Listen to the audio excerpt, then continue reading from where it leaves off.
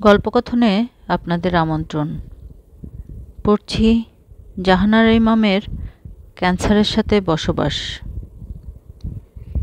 আজ থাকছে এর ৪র্থ পর্ব।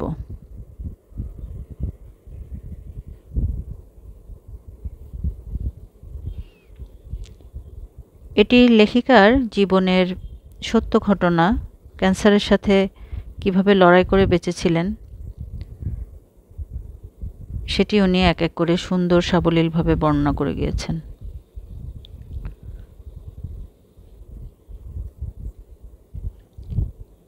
আমার চেহারার সবচেয়ে বড় সমালোচক ছিলাম আমি।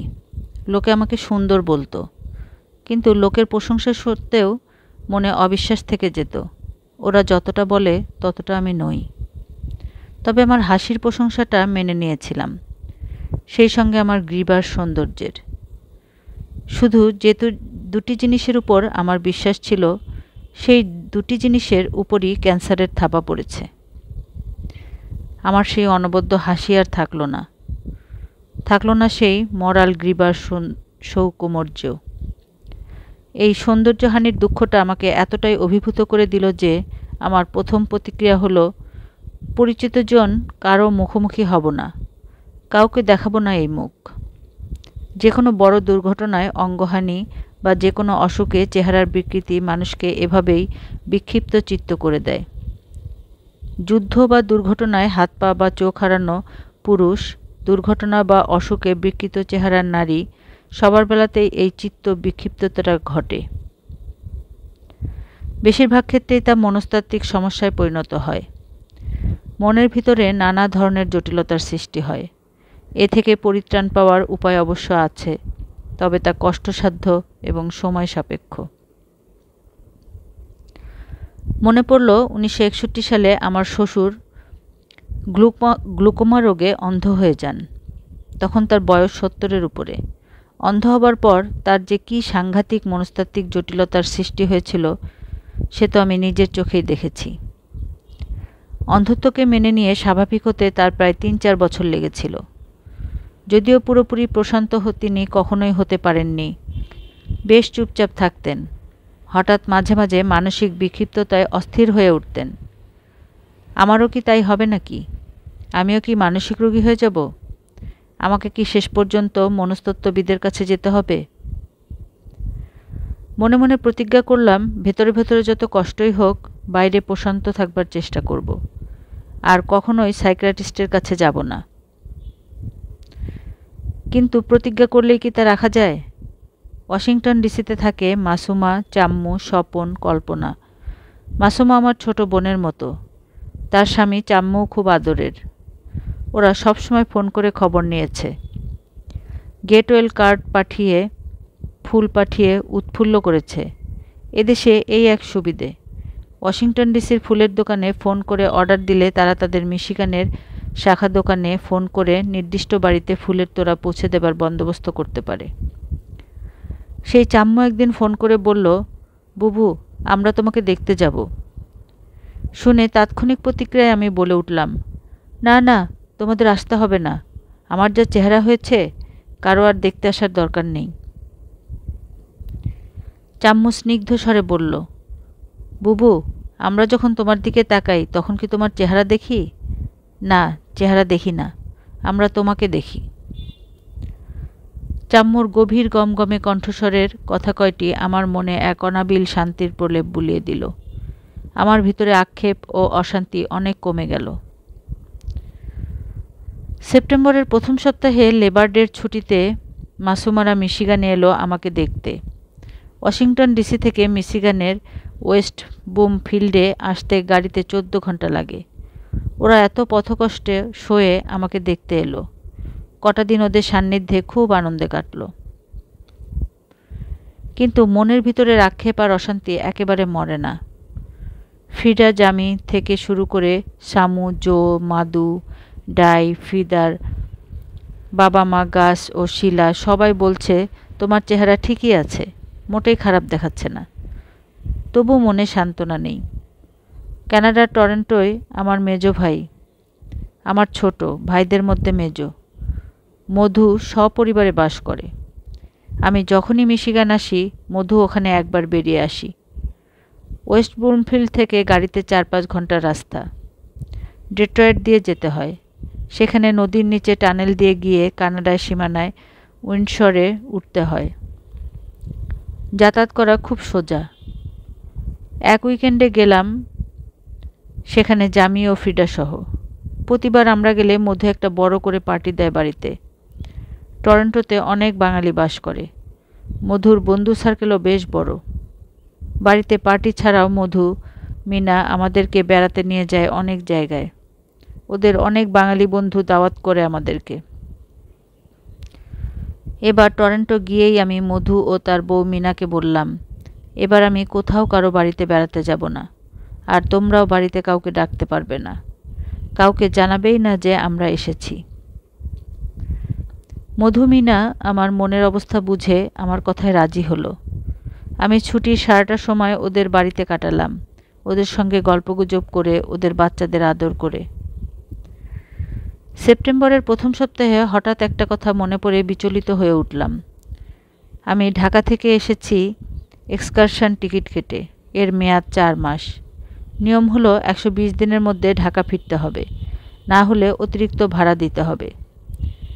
এদিকে ডাক্তার ম্যাকিন্টস তো বলেছেন 1 বছরের আগে তিনি আমাকে ফিরতেই দেবেন না। অপারেশন করে ক্যান্সার জীবাণু যদিও নির্মূল করেছেন, তবুও বেশ কিছুদিন আমাকে পর্যবেক্ষণে রাখতে চান, নতুন কোনো পরিস্থিতির উদ্ভব হয় কিনা তা দেখার জন্য। যে কারণে মুখের ভিতরে ডান দিকে ক্যান্সার হয়েছিল, সেই একই কারণে শরীরের অন্য জায়গাতেও তো হতে পারে। তাহলে তো টিকিটের মেয়াদ বাড়াতে হয়। ব্রিটিশ এয়ারওয়েজ অফিসে জামি ফোন করে পুরো ব্যাপারটা খুলে বলল। ওরা জানালো ডাক্তারের একটা সার্টিফিকেট দিতে, তাহলে টিকিটের মেয়াদ বাড়িয়ে দেবে, অতিরিক্ত ভাড়া দিতে হবে না। তাই করা হলো। ডাক্তার ম্যাকিন্টস একটা মেডিকেল সার্টিফিকেট দিলেন। তাতে তিনি আমার ক্যান্সার সম্বন্ধে বিশদভাবে বর্ণনা দিয়ে মন্তব্য করলেন অন্তত আরও 1 বছর আমার এদেশে থাকা দরকার। সেই সার্টিফিকেটের প্রেক্ষিতে ব্রিটিশ এয়ারওয়েজ আমার টিকিটের মেয়াদ 1 বছর বাড়িয়ে দিল। জেনে খুব নিশ্চিত বোধ করলাম। কিন্তু এদিকে যে আমার দিন কাটে না, আমি ক্রমাগত ভালো হয়ে উঠছি। অপারেশনের পরে চিকিৎসা করার আর কিছু নেই, রেডিওথেরাপি না, কোনো ওষুধ না, ইঞ্জেকশন না, কিছুই আর দরকার নেই। অপারেশন এমন নিখুঁতভাবে সফল হয়েছে যে মুখগহ্বরের মধ্যে কোথাও আর একটিও ক্যান্সার সেল নেই। ডাক্তার বলেন আমি সম্পূর্ণ বিপদমুক্ত। তারপর একটু হেসে বলেন, অবশ্য শরীরের অন্য জায়গায় হলে আমার দোষ নেই। এখন শুধু মাল্টিভিটামিন খাই, আর কোনো ক্যাপসুল নয়। মোটামুটি সব ধরনের খাবারই বাঁ দিকের 5টা দাঁত দিয়ে চিবিয়ে খেতে পারি, তবে খুব সাবধানে চিবোই, ন্যাড়া কবার বেলতলায় যায়। আমি ডাক্তার ম্যাকিন্টসকে বোঝাতে শুরু করলাম, আমার যখন শরীরে আর কোনো ক্যান্সার সেল নেই, কোনো বিশেষ ওষুধপত্র খেতে হচ্ছে না, তখন আমাকে দেশে ফিরে যেতে দেওয়া হোক। ডাক্তার কিছুতেই রাজি নন।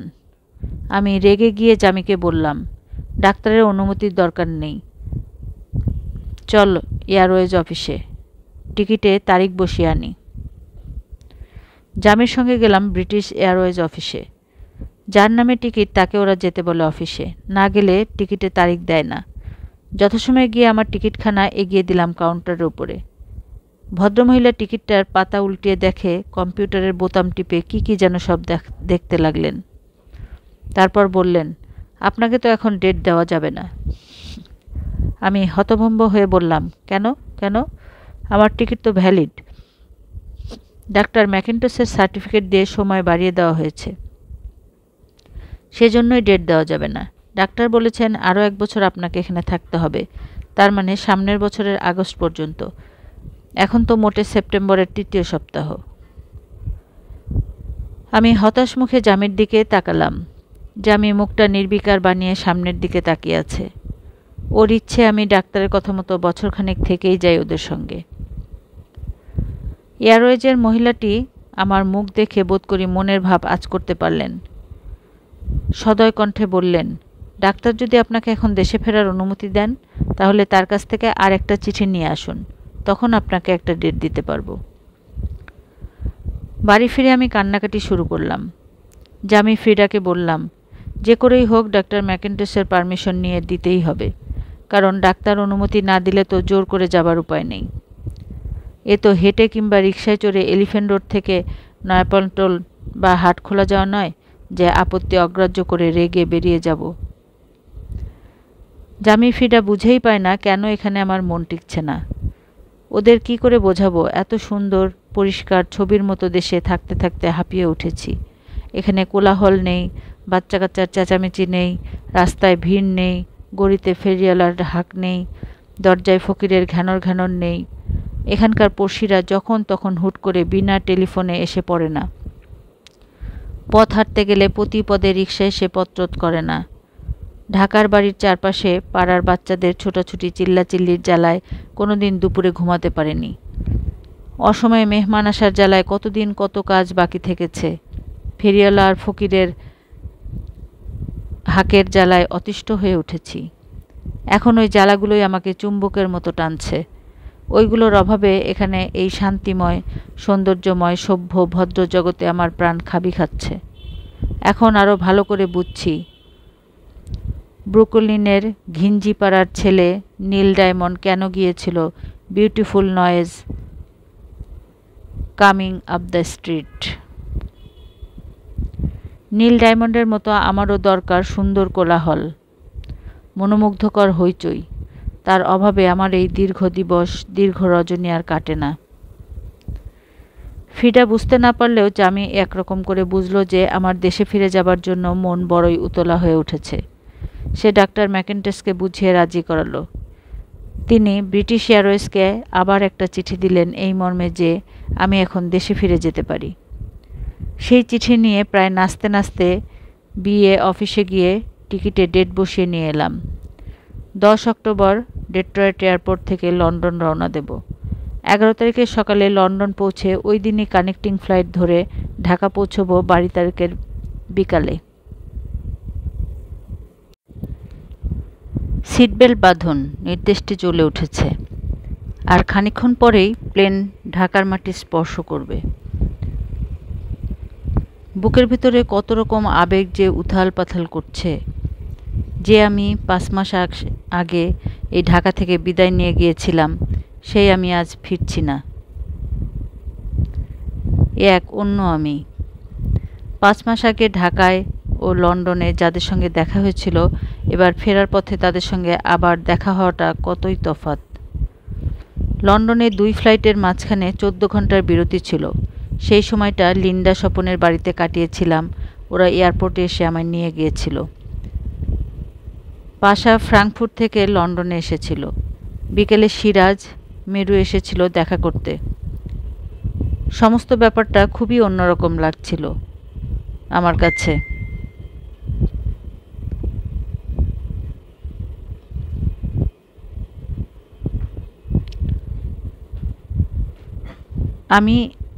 আমি আছি, কারো বুবু, কারো খালা, কিন্তু সেই আগের আমি আর নেই। সবাই কত আদর, ভালোবাসা আর আরতি চোখে মেখে আমার দিকে তাকাচ্ছে, বারে বারে কুশল প্রশ্ন জিজ্ঞাসা করছে। তবু কেন নিজেকে এমন বিচ্ছিন্ন মনে হচ্ছে? লন্ডনের অভিজ্ঞতার এখানেও পুনরাবৃত্তি হবে নাকি জানি। এয়ারপোর্টে অনেকেই আসবে, আমার বোনেরা, তাদের স্বামী, ছেলেমেয়েরা, আমার ভাস্তে ভাস্তে বউ, নাতি নাতনি, যারা আমাকে আম্মা বলে ডাকে। আমার সেই সব ছেলেমেয়েরা, আমি কেমন করে তাদের মুখোমুখি হব? তারাই বা কীভাবে আমার সামনাসামনি হবে? ভেতরটা কান্নায় ভেঙে গেলেও মুখে হাসি বজায় রেখে সবার সাথে কোলাকুলি করলাম। ওদেরও সবার মুখে হাসি, চোখে পানি। আমি যে নিরাময় হয়ে ফিরে এসেছি, এতে ওরা এত খুশি যে তারপর আর কোনো কিছু গণ্য করার দরকার নেই। আমার চেহারার বিকৃতি নিয়ে ওদের মাথা ব্যথা নেই। চেহারা তো ঠিকই আছে, যত মাথা ব্যথা সব তো আমার নিজের মনের জটিল গলি খুঁজিতে। 5 মাস পরে ঢাকায় ফিরে খুব ভালো লাগছে। কিছুটা শারীরিক সীমাবদ্ধতা রয়েছে, যেমন ডান হাতটা তুলে মাথার উপরে নিতে পারি না, টান পড়ে।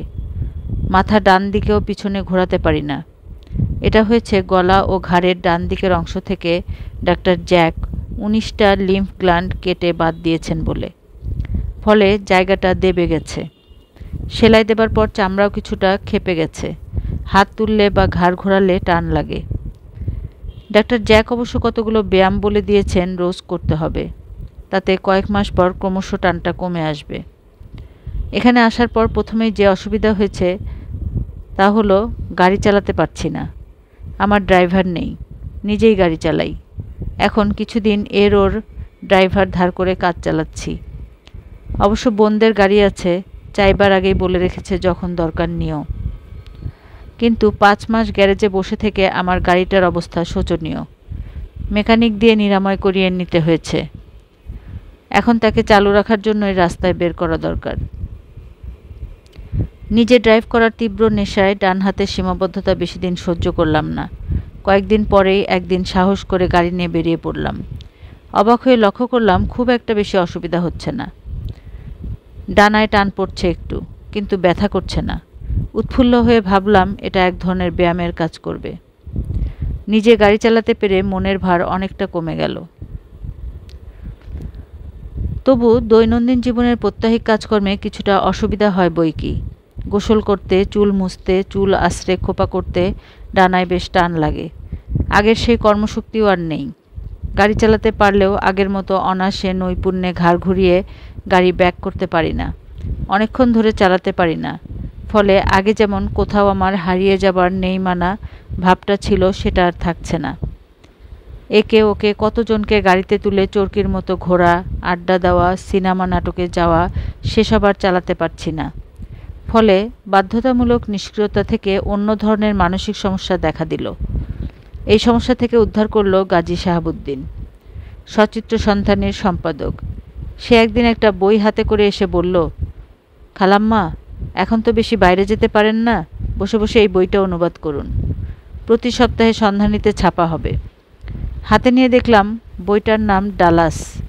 তখন টিভিতে ডালাস খুব জনপ্রিয় সিরিয়াল। এই বইটা একটা পকেট বুক সংস্করণ। এতে ডালাস টিভি সিরিয়ালটির প্রথম 20টি পর্ব লিখিত আকারে রয়েছে। নেই কাজ তো খই ভাজো, এরকম একটা হালকা কাজ পেয়ে আমি খুশি হলাম। অনুবাদ করতে লাগলাম। এর মধ্যে একদিন মেরিয়ানের সঙ্গে দেখা। মেরিয়ান ব্রিটিশ মেয়ে। 80 সালে কি একটা প্রজেক্ট নিয়ে বাংলাদেশে এসে আমার বাড়িতেই পেইং গেস্ট হিসেবে ছিল মাস 3-4। তারপর ফিরে গিয়েছিল। এবছর আবার এসেছে অন্য কি একটা প্রজেক্ট করতে। আছে অন্য জায়গায়। এবার সে বেশি দিন থাকবে। বলল, বাংলা শিখতে চাই, তুমি শেখাও না আমায়। আমি খুশি হয়ে বললাম, আরেকটা কাজ পাওয়া গেল, অবশ্যই শেখাবো। আমার তো এখন বাড়ি বসে করার মতো এই ধরনের কাজই দরকার। মেরিয়ান বলল, আমার এক ফরাসি বান্ধবী আছে, সেও শিখতে চায়। বেশ তো, দুজনেই একসঙ্গে শিখতে এসো। মেরিয়ানের বান্ধবীর নাম জান। না, আমাদের দেশি আদরের ডাক জান নয়, ওর নামের জয়ের উচ্চারণ জ আর ঝয়ের মাঝামাঝি। যাই হোক, ঠিক হলো সপ্তাহে 2 দিন করে শিখতে আসবে।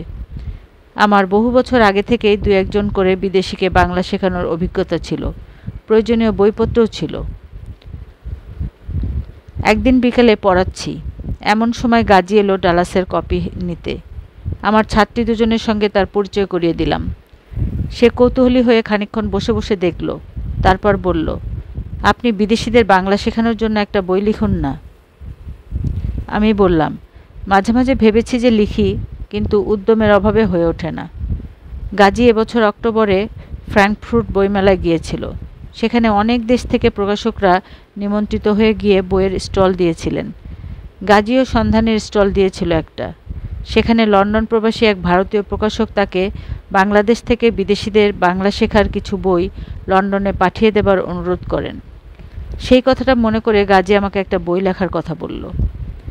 আমি এতেও খুব উৎসাহিত বোধ করলাম। মেরিয়ান ও জানকে পড়াতে পড়াতে আমি বাংলা শেখার বইটাও পাণ্ডুলিপি তৈরি করা শুরু করলাম। দেশে ফেরার পর এই কাজগুলো শুরু করাতে আমার মানসিক বিপর্যয়টা রোধ করা গেল। এইভাবে দিন গড়িয়ে যায়। বোনেরা, বোনেদের স্বামী, ছেলেমেয়েরা যারা আমাকে আম্মা বলে ডাকে, সেই সব ছেলেমেয়েরা আমার ভাস্তে, ভাস্তে বউ, তাদের ছেলেমেয়েরা, দেবর, ননদ, ভাগ্নে, ভাগ্নি সবাই সব সময় আসছে যাচ্ছে, খোঁজখবর নিচ্ছে, খাবার রান্না করে দিয়ে যাচ্ছে। কোথাও কোনো অসঙ্গতি নেই, হেলাফেলা নেই। আগের মতোই সবার বাড়িতে দাওয়াত পাচ্ছি, খাচ্ছি, হাসি গল্প আড্ডা হচ্ছে। তবু কেন যেন হঠাৎ হঠাৎ প্রাণের মধ্যে দুঃখের বলক ওঠে। তখন আর কিছু ভালো লাগে না, কারো সঙ্গে কথা বলতে ইচ্ছা করে না, কারো মুখ দেখতে ইচ্ছা করে না।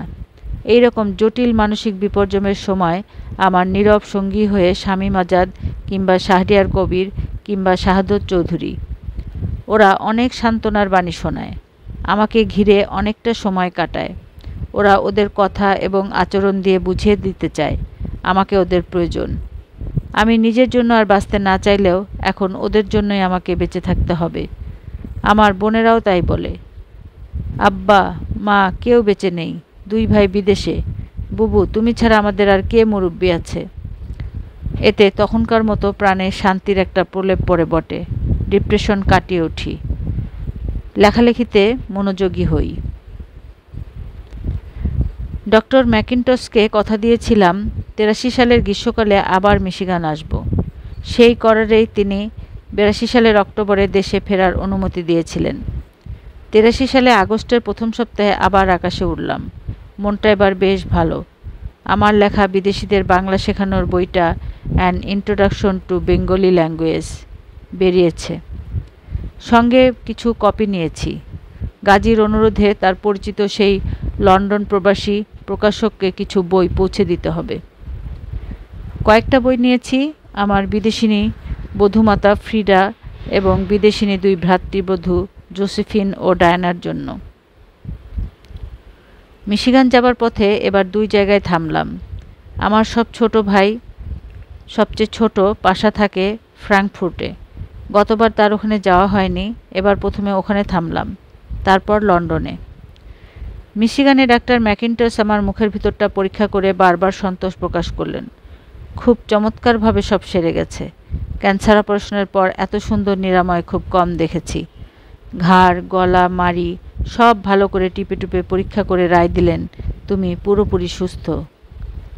পুরোপুরি সুস্থ। আহ, কি আনন্দের সংবাদ। মিশিগানে থাকলাম 3 মাস। জামি ফ্রিডার সাথে বেড়ালাম বেশ কয়েক জায়গায়। টরন্টোতে গেলাম মধুমিনার কাছে। শিকাগোতে গেলাম বান্ধবী লিজল খানের বাসায়। শামু জোর করে ট্রাভার্স সিটিতে গেলাম। শেক্সপিয়ারের নাটকের অভিনয় দেখতে গেলাম 300 মাইল দূরে স্ট্যানফোর্ড শহরে। এটা আবার কানাডা রাজ্যে। এখানে প্রতি বছর গ্রীষ্ম হেমন্তে শেক্সপিয়ারের নাটকের উৎসব অনুষ্ঠিত হয় জুন থেকে সেপ্টেম্বর পর্যন্ত। আমরা সবসময় ম্যাটিনি শোর টিকিট নেই, কারণ আমরা ওই দিনই রাতে ফিরে আসি। যারা ওখানে থাকতে চায় তাদের জন্য হোটেল মোটেল তো আছেই। আরও আছে তাঁবু ভাড়া করে উন্মুক্ত আকাশের নিচে রাত্রিযাপনের রোমাঞ্চকর ব্যবস্থা। এবারও আমরা গেলাম 1 দিনের জন্যই, রাতে ফিরে আসব। গত বছর আমরা ফেস্টিভ্যাল হলে নাটক দেখেছিলাম। এবছর টিকিট কেটেছি অ্যাভন হলের। এক এক বছর এক একটা হলে নাটক দেখার অভিজ্ঞতার মধ্যে বৈচিত্র্যের আমেজ আছে। গতবারের মতো এবারও লাঞ্চ, চা, পানি, ফল এসব গাড়িতে তুলে রওনা দিলাম বেশ সকালেই। গতবারের পার্কে এক টেবিলে বসে লাঞ্চ খেলাম ধীরে সুস্থে। ম্যাটিনি শুরু হবে দুপুর 2টায়। আমরা দেখব লাভস লেভার্স লস্ট। নাটক দেখা শেষ হতেই আমরা গেলাম জেস্টার আর্মস নামের রেস্তোরাঁয় ডিনার সেরে নিতে। 3 ঘন্টার নাটক শেষ হতে 5টা বেজে যায়, আর এদেশে তো ডিনার টাইম শুরু হয় 5টা থেকেই। গত বছর এ তথ্য জানা ছিল না বলে নাটক ভাঙলে চারদিকে ঘুরে ফিরে দেখে তারপর এখানে ঢুকেছিলাম। এবারে আর সে ভুল করলাম না। হল থেকে বেরিয়ে গাড়িতে উঠে সোজা জেস্টার আর্মসে। টেবিলও পেয়ে গেলাম মন মতো। রেস্তোরাঁটি সাজানো 200 বছর আগের ইউরোপীয় স্টাইলে। আমেরিকায় এই প্রবণতা সর্বত্র। সব জায়গাতেই 2-4টা রেস্তোরাঁ পাওয়া যাবে পুরনো কালের স্টাইলে সাজানো। আমাদের খাবার আস্তে আস্তে লক্ষ্য করলাম রেস্তোরাঁর টেবিলগুলো ক্রমশ ভরে উঠছে। গল্পগুজব, হাসির উচ্চ কলরোল, নিজেদের কথা শুনতে পাওয়া যাচ্ছে না। খুব ভালো লাগছিল। গতবারের চেয়ে এবার যেন বেশি উপভোগ করলাম। এই কারণে যে আমি সম্পূর্ণ রোগমুক্ত। দেশে ফিরে এলাম 1 নভেম্বর। ঢাকার সবাই শুনে খুব খুশি। আমারও মনে হলো জীবনের নতুন মেয়াদ পেয়েছি। 25 নভেম্বর সকালে দাঁত ব্রাশ করার পর আঙ্গুল দিয়ে মাড়ি ম্যাসাজ করার সময় হঠাৎ মনে হলো বাঁদিকের ভেতরের মাড়িতে একটুখানি উঁচু মতো কী যেন আঙ্গুলে ঠেকল। আবার ভালো করে আঙ্গুল ঢুকালাম। তারপর হাত আয়না নিয়ে বারান্দায় এসে বেশি আলোতে দেখার চেষ্টা করলাম। তেমন বিশেষ কিছুই নয়, সেই 2 বছর আগের মতো সাদাটে ফাঙ্গাস জাতীয় খসখসে একটুখানি ঘা।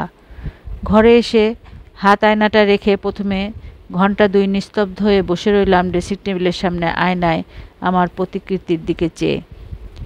জাহানারা ইমাম, তুমি মাত্র 25 দিন আগে ডাক্তারের কাছ থেকে সম্পূর্ণ নিরাময়ের সার্টিফিকেট নিয়ে দেশে ফিরে এসেছ, আর 25 দিনের মধ্যেই এই ব্যাপার।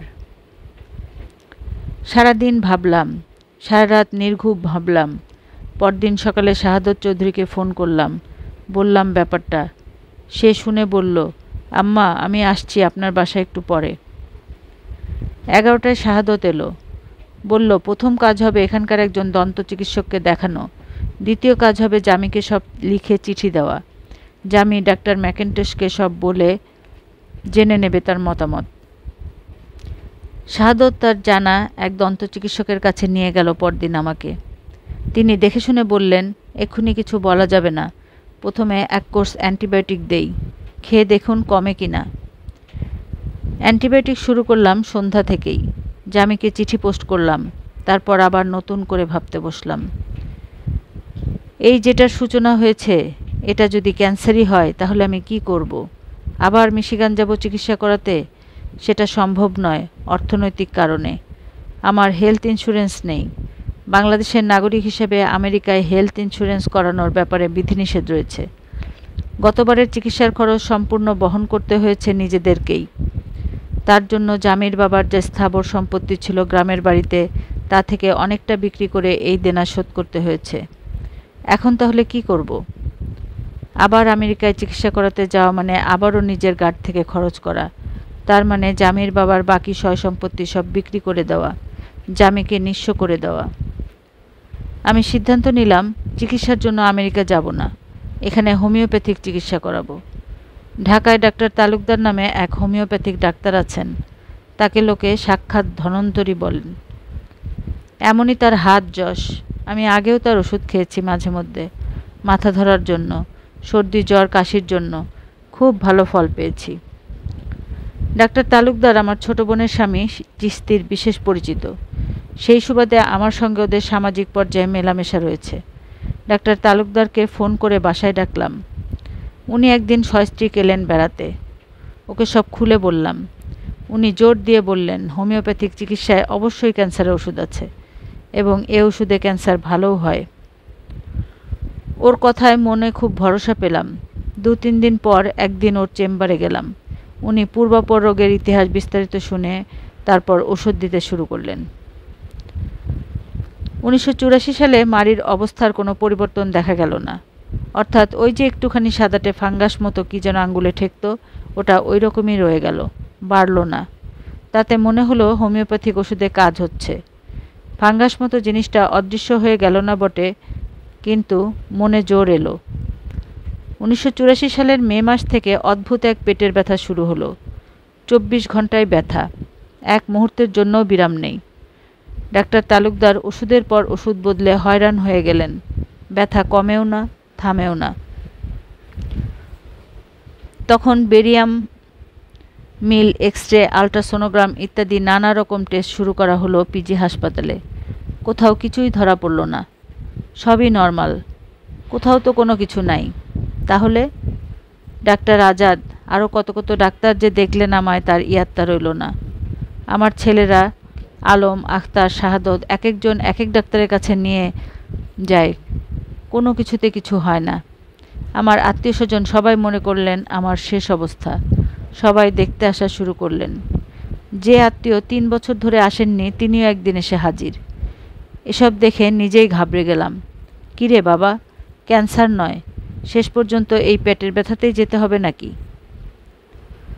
ডাক্তার জিএম চৌধুরীর কাছে যখন যাই, তিনি মন্তব্য করেছিলেন, এটা আলসার ছাড়া আর কিছু নয়। 1.5 থেকে 2 মাস পরে আপনিই ভালো হয়ে যাবে। কোনো গুরুপাক খাবার খাবেন না, শুধু সেদ্ধ খাবেন, আর বারে বারে খাবেন। ডাক্তারের কথাই ফলল শেষ পর্যন্ত। 1.5 মাস পর থেকে ব্যথা একটু একটু করে কমতে থাকলো। এই সময় আরেকটা বিপদ। কাজের কোনো বাধা, মানুষ ছিল না। একটা ঠিকে মেয়ে, জরিনা, সে সকালের দিকে এসে ঘন্টা 2-3 থাকে, সব কাজ সেরে তারপর চলে যায়। বাকি সময়টা আমি একা। নিচতলায় থাকে ভাস্তে কলিম, তার বউ সেলিনা এবং মেয়ে রিমাই বাকি সময় যতটা পারে দেখে। বাইরে থেকে আসে 2 বোন বেলু ধলু, তাদের মেয়েরা আসে শামীম আজাদ। বোনেদের শামীমের শত কাজ, তার মধ্যে ওরা এসে এসে দেখাশোনা করে যায়। শামীমই একটা সর্বক্ষণের বাধা কাজের মেয়ে কোত্থেকে যেন খুঁজে পেতে নিয়ে এলো, তাতে আরেকটু আরাম হলো। তার নামটি আবার বেশ কাব্যময়, ডালিয়া। আস্তে আস্তে ব্যথা কমতে কমতে একদিন পুরোপুরি অদৃশ্য হলো। ইতিমধ্যে 2.5 মাস কেটে গেছে। এখনও যেন বিশ্বাস হতে চায় না যে ব্যথাটা নেই। এত বেশি দিন সর্বক্ষণ 24 ঘন্টা ব্যথাটা ছিল যে এখনও মনে হয় সে আছে। সকৌতুকে ভাবি, ব্যথাটাকে মিস করছি নাকি। ব্যথার চোটে লেখালেখি সব শিকায় উঠেছিল। ওর মধ্যেই শাহাদত চাপাচাপি করছিল, আম্মা একটা কিছু লেখার চেষ্টা করুন, ঈদ সংখ্যা বিচিত্রার জন্য একটা উপন্যাস লিখুন। তার উপরোধে উপন্যাস একটা লিখতে শুরু করলাম, কিন্তু ঈদ সংখ্যায় ধরাতে পারলাম না, তেমন বড়ও করতে পারলাম না। ঈদ সংখ্যার পরবর্তী ঈদ আনন্দ সংখ্যায় সেটি গেল। ব্যথা নেই এবং মুখের ভিতরে বাদিকের মাড়িতেও কোনো পরিবর্তন নেই। মনে হচ্ছে ক্যান্সারটা শেষ পর্যন্ত আর আক্রমণ করতে পারল না। মন বেশ ফুরফুরে। লেখালেখি, গাড়ি দাবড়িয়ে আত্মীয় স্বজনের বাড়ি বেড়ানো, আড্ডা, পার্টি, নাটক দেখা, সব কাজই চলতে লাগলো সমান তালে। শাহরিয়ার কবির অনেকদিন থেকে বলছিল, আম্মা আপনি আপনার ছোটবেলাকার কথা লিখুন। আমি হেসে উড়িয়ে দিয়েছিলাম, ধুস, আমি কি এমন বিখ্যাত হয়েছি যে আত্মজীবনী লিখব। আত্মজীবনী কি কেবল বিখ্যাত লেখকরাই লেখে? আত্মজীবনী তো আসলে একটা যুগেরই প্রতিচ্ছবি। যে যুগে সেই মানুষটি বাস করে। আপনার ছোটবেলা মানে সেই 30-এর দশক। শাহরিয়ার কথায় পাত্তা না দিয়ে প্রেরণাটা বোধহয় ভেতরে ভেতরে কাজ করছিল।